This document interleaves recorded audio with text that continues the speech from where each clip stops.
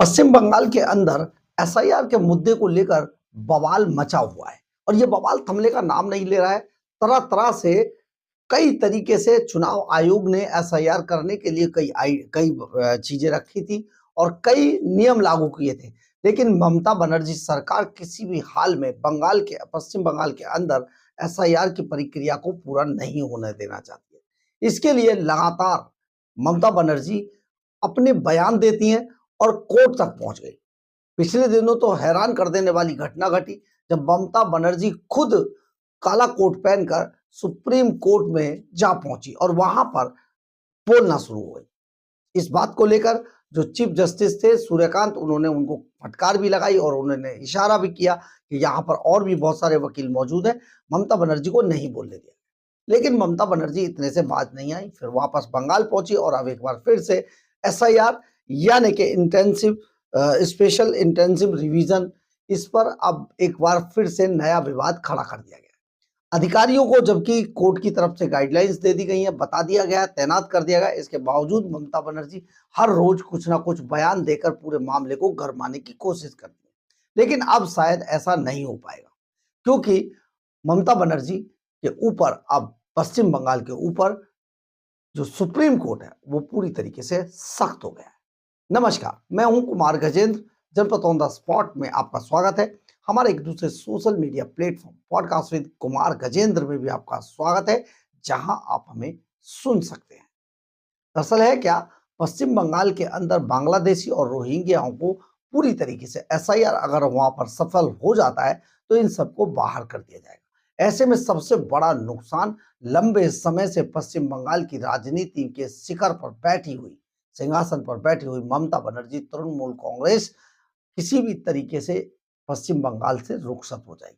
पश्चिम बंगाल में ममता बनर्जी बुरी तरीके से डरी हुई है कि अगर ऐसा हुआ तो वो चुनाव हार जाएंगे। इसीलिए ममता बनर्जी तरह तरह से केंद्र सरकार को बदनाम कर रही हैं, चुनाव आयोग को बदनाम कर रही हैं और तरह तरह की चीजें लेकर आ रही हैं। लेकिन अब ये पूरा मामला सुप्रीम कोर्ट में है और सुप्रीम कोर्ट ने इस पर सख्त रूप अपना लिया है। कलकत्ता हाई कोर्ट के चीफ जस्टिस को सुप्रीम कोर्ट की तरफ से आदेश दे दिया गया है और सुप्रीम कोर्ट को आदेश देने पर उन्होंने साफ तौर पर कहा है कि पश्चिम बंगाल के अंदर एसआईआर के लिए, यानी कि एसआईआर की निगरानी के लिए अब न्यायिक अधिकारियों की नियुक्ति कर दी जाए। उन्होंने बहुत स्पष्ट शब्दों में कहा है।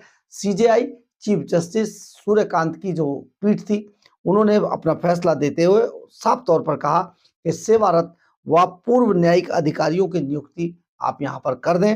राज्य सरकार और चुनाव आयोग के बीच भरोसे की बहुत कमी है, जो कि किसी भी लोकतंत्र के अंदर सबसे बुरी स्थिति है और यहाँ पर ऐसा नहीं होना चाहिए था। लेकिन किसी भी तरीके से ममता बनर्जी की जो सरकार है उसे चुनाव आयोग पे भरोसा नहीं हो रहा है। ऐसे में राज्य सरकार और चुनाव आयोग, ये इनके बीच में भरोसा अगर नहीं है तो फिर न्यायिक अधिकारियों की नियुक्ति करना वहां पर बेहद जरूरी है।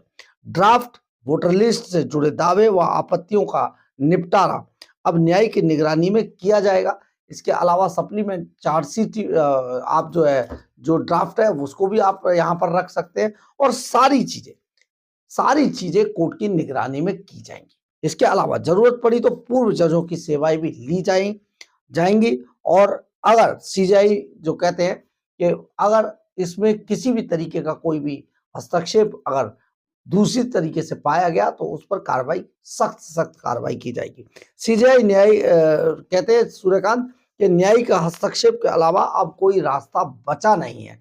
यानी कि अब बंगाल के अंदर जो एसआईआर की जा रही है उसमें अब न्यायिक अधिकारियों यानी कि जो पूर्व जज या जो सेवारत जज है उनकी नियुक्ति की जाएगी और इनकी निगरानी में ये पूरा का पूरा काम किया जाएगा। इसके अलावा जो पश्चिम बंगाल के अंदर अधिकारी जो मौजूद हैं, चुनाव आयोग ने जिनको लगाया है या दूसरे जो लोग हैं, उन पर भी कड़ी नजर रखी जाएगी और वो किसी भी तरीके की कोई ऐसी घटना को अंजाम ना दे सके ताकि फिर से ये विवाद बढ़े।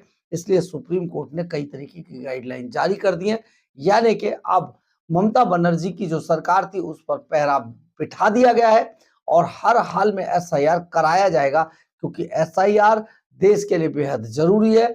इसलिए भी जरूरी है कि कि आप सोचिए हर राज्य के अंदर कम से कम 50-50 हजार, 2-2 लाख लोग ऐसे में निकल के आ रहे हैं जो करीब-करीब 10 साल पहले ही इस दुनिया से जा चुके थे। लेकिन उनके वोट का इस्तेमाल किया जा रहा है, नेता लगातार इस्तेमाल कर रहे हैं और इनको किसी भी तरीके से वोट का इस्तेमाल करके चुनाव में जीतने की ये एक बड़ी प्रक्रिया शुरू हो गई, जिसको अब तोड़ना जो बेहद ज़रूरी हो गया, क्योंकि ये चैन अगर नहीं टूटेगी तो सच में लोकतंत्र ऐसे ही बर्बाद होता रहेगा। अब ऐसे में जो पॉलिटिशियंस हैं, खास तौर पर देखा जाए तो जो जमे-जमाए पॉलिटिशियन हैं, यानी कि जो सरकारों में काबिज़ हैं, उनके लिए सबसे बड़ा खतरे की घंटी है और वही लोग इसका लगातार विरोध भी कर रहे हैं। अभी हाल-फिलहाल में सिर्फ पश्चिम बंगाल का जो मामला है, वो गरमाया हुआ है, लेकिन कोर्ट ने पश्चिम बंगाल में न्यायिक अधिकारियों की नियुक्ति की बात कहकर इस पूरे मामले को और हवा दे दी है, क्योंकि चुनाव आयोग और ममता बनर्जी को विश्वास हो ही नहीं रहा है और राजनीति नेता और चुनाव आयोग अगर इनके बीच में तलवारें खिंचती हैं तो सच में लोकतंत्र तो घायल होगा ही। बहरहाल, अगर आपको हमारी ये खबर अच्छी लगे तो आप इसे लाइक, सब्सक्राइब और शेयर जरूर करें। कमेंट्स बॉक्स में अपनी राय जरूर लिखें। इससे हमें बहुत ऊर्जा मिलती है। जय हिंद, जय भारत।